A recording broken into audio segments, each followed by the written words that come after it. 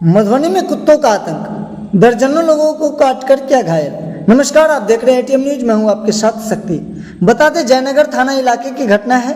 हाल ही के दिनों में यूपी के कई जिलों में आदमखोर भेड़िया के हमलों की खबर तो आप लोगों ने सुनी ही होगी, जिसमें कई लोगों की मौत भी हो चुकी है। ऐसा ही मामला हमारे जयनगर शहरी क्षेत्रों में देखने को मिला है। 2 दिनों के भीतर पागल कुत्ता ने 3 दर्जन से अधिक लोगों को अपना निशाना बनाया और काट करके घायल किया।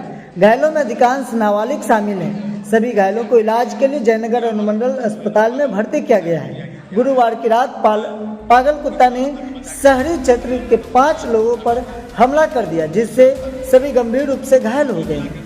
घायलों में 7 वर्षीय अमन कुमार, खुशनंदन, शिवशंकर, शिवानी कुमारी एवं मुन्नी कुमारी और अन्य 2 शामिल हैं। जबकि शुक्रवार को जयनगर के विभिन्न स्थानों पर पुनः पागल कुत्ता के हमले से 30 लोग घायल हो गए। सभी घायलों का इलाज के लिए अस्पताल में भर्ती कराया गया।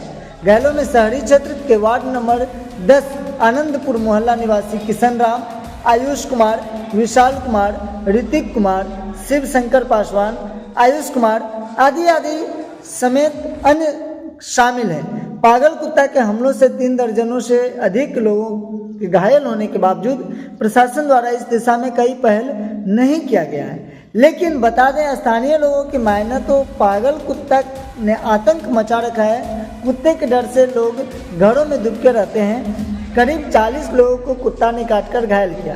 क्या कुत्ता भी आजकल समाज को इस तरीके से निशाने बना रखे हैं? जिस तरीके से लोग यहाँ पर प्रशासन के निशाने में रहते हैं, नेताओं के निशाने में रहते हैं, अभी के समय में आतंकवादियों के निशाने में रहते हैं, ठीक उसी प्रकार कुत्ते भी आजकल निशाने बनाने लगे हैं। तो हम लोगों को सतर्क रहना चाहिए, सुरक्षित रहना चाहिए। धन्यवाद। आप देखते रहे एटीएम न्यूज। मैं हूँ आपके साथ शक्ति।